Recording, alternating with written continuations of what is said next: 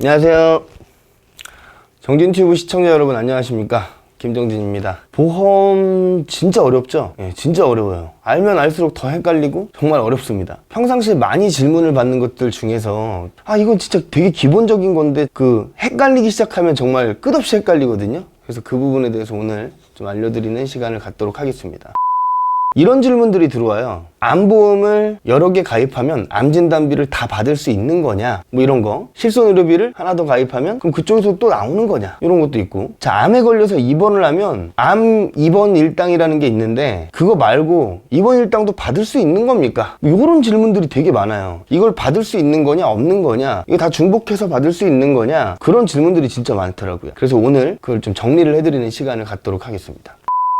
자, 이렇게 생각하시면 쉬워요. 자, 보험은 딱 그냥 이걸로 끝입니다. 첫 번째, 손해를 입은 부분에 대한 보상을 받거나 아니면 내가 손해를 끼쳤을 때 배상을 해주던가 하는 그런 개념의 특약들은 절대로 그 손해가 난 액수 이상을 지급하지는 않습니다. 예를 들어서 내가 병원에 입원해서 수술까지 했어요. 근데 병원비가 한 1,000만 원 정도 나온 거예요. 자, 내가 만약에 90% 실비를 가입했다고 치면 1,000만 원 중에 큰 변수 같은 거 넣지 말고 뭐 상급병 그냥 그런 거 말고요. 그냥 간단하게 이론적으로 말씀드려야 되니까 1,000만 원 병원비가 나왔고 90% 실비를 갖고 있어요. 그럼 900만 원 받는 거죠. 맞죠? 근데 알고 보니까 내가 회사에서 단체로 가입돼 있는 실비가 또 있는 거예요. 그러면은 실비가 총 2개네요. 여기에서도 5,000만 원 한도로 실손보상.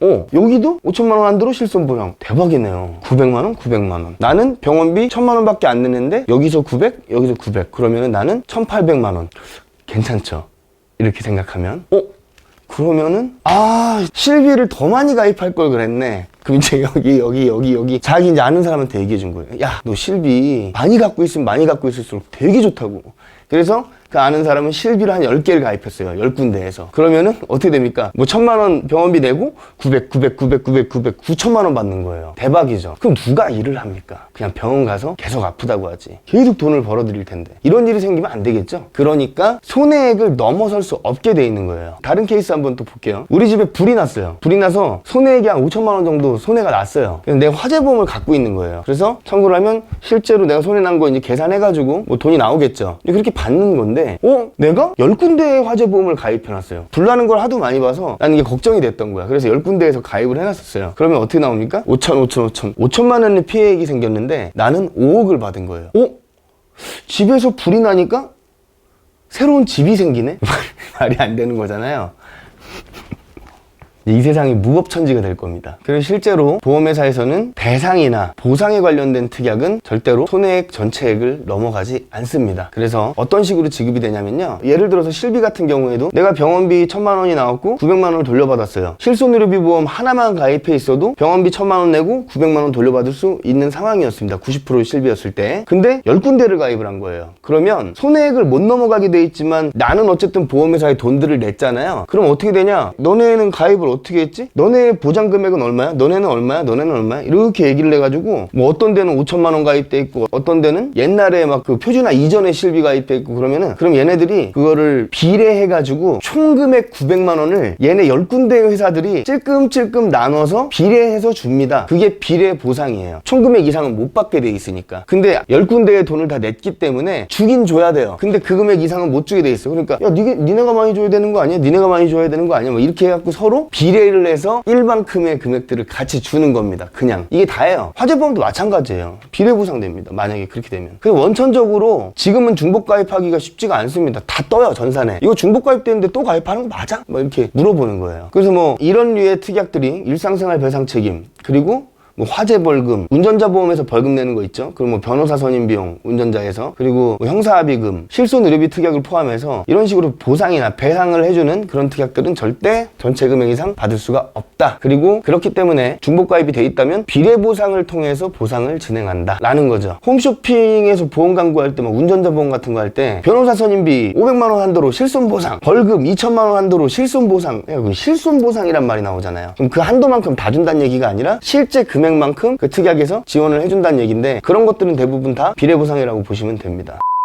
자, 두 번째, 정액으로 표기된 특약들은 중복 보상이 가능하다라는 겁니다. 이렇게 되어 있는 거 있잖아요. 어떠어떠 했을 때 얼마 지급, 어떠어떠 했을 때 얼마 지급, 뭐뭐 걸렸을 때 뭐뭐 지급, 뭐 이런 식으로 되어 있는 거 있죠. 뭐 예를 들어서 내가 암보험을 10개를 가입했습니다. 그리고 거기에 암진단비 특약들이 있겠죠. 암진단비 특약을 10개의 보험들에 각각 2천만 원씩 쫙 가입을 한 거예요. 그리고 나서 내가 암에 걸렸습니다. 그렇게 됐을 때 암 진단을 받았어요. 청구를 해야겠죠. 근데 이 보험사 증권들을 보니까 암 진단 시 2천만 원 지급 써 있어요. 여기서 나랑 이 보험사랑 관계해서 너 암 걸리면 나한테 2천만 원 준다며. 알았어, 줄게. 받았어요. 두 번째, 받았어요. 다 받을 수 있는 거예요. 그렇게 돼 있는 경우에는. 그래서 총 2억을 받게 돼 있다라는 겁니다. 좀 전에 말씀드린 대로 암 진단비는 정액으로 지급되는 특약이기 때문에 중복 보장이 가능하다. 뭐 이런 것들 많죠. 입원비라든지 수술비라든지 진단비 뭐 이런 계열들은 다 중복으로 보장이 가능한 거예요. 그러니까 쉽게 생각해서 보상 배상 관련된 거 아니면 중복으로 지급이 가능하다는 얘기입니다.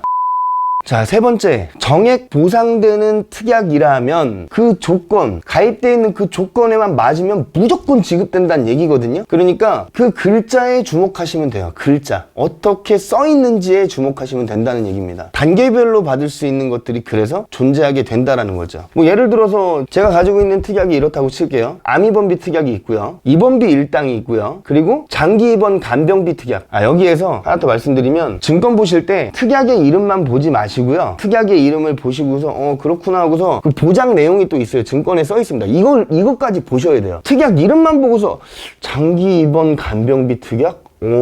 간병비를 해주는 특약이구나. 장기 입원 간병비는 그냥 입원했을 때 그러니까 이런 특약들이 뭐 옛날 거에도 좀 있어요. 그래서 그 입원을 하고 31일째에 한 번 지급, 61일째에 한 번 지급, 91일째에 한 번 지급, 121일째에 한 번 지급, 뭐 이런 식으로 그 시기가 도래할 때마다 한 번씩 주는 그런 특약들도 있어요. 입원했을 때. 어쨌든 이 세 가지를 가입했다고 칠게요. 제가 갖고 있어요. 암으로 입원을 했습니다. 암 수술 받고 입원하는데 뭐 요즘은 일주일 정도밖에 입원을 안 시켜주죠. 금방 퇴원시키는 그냥 예를 들어서 한 40일 입원했다고 칠게요. 그러면 암으로 입원을 했으니까 암입원비 받을 수 있어요, 없어요? 있죠? 그거 받아요. 암입원비 지급됩니다. 일당 계산해가지고 나옵니다. 입원비 일당, 뭐 질병 입원비가 될 수도 있고 암이니까 입원을 했을 때 받을 수 있어요, 없어요? 있죠? 근데 암으로 입원했어요. 받을 수 있어요, 없어요? 있죠? 입원한 거잖아요. 그냥 앞에 다른 단어가 안 붙었으면 오히려 더 큰 범주예요. 받을 수 있죠? 그리고 장기 입원 간병비 그 특약에서 받을 수 있어요, 없어요? 내가 29일까지 입원하고 퇴원했다면 받을 수 없겠지만 여기에 조건이 뭐예요? 31일째에 지급해준다 그랬으니까 40일을 입원했다면 받을 수 있다, 없다? 있다. 이렇게 중복으로 받을 수가 있는 거예요. 최근에 찍었던 동영상에서 뭐 얘기했었어요? 뇌출혈, 뇌졸중, 그리고 뇌혈관 질환 말씀드렸었잖아요. 뇌혈관 질환이 제일 큰 범주예요. 그리고 뇌졸중이 그 안에 있고 그 안에 뇌출혈, 뇌경색 이렇게 써 있잖아요. 그러면은 내가 뇌출혈에 걸렸다. 그러면은 뇌출혈 진단비 받을 수 있죠. 뇌출혈 자체가 뇌졸중에 포함되니까 뇌졸중 진단비도 받을 수 있죠. 그리고 뇌출혈 자체가 뇌혈관 질환 범주 안에 있으니까 뇌혈관 질환 진단비도 받을 수 있죠. 그러니까 이런 식으로 단계별로 받을 수 있는 특약들도 있다라는 거. 그런 식으로 생각을 해주시면 되겠습니다. 요는 뭐냐면 각각 특약의 지급 조건에만 부합하면 무조건 받을 수 있다라는 거예요. 그것만 생각하시면 됩니다. 내 증권을 확인하실 때 이 정도 개념은 좀 알고 보시는 게 좋겠습니다.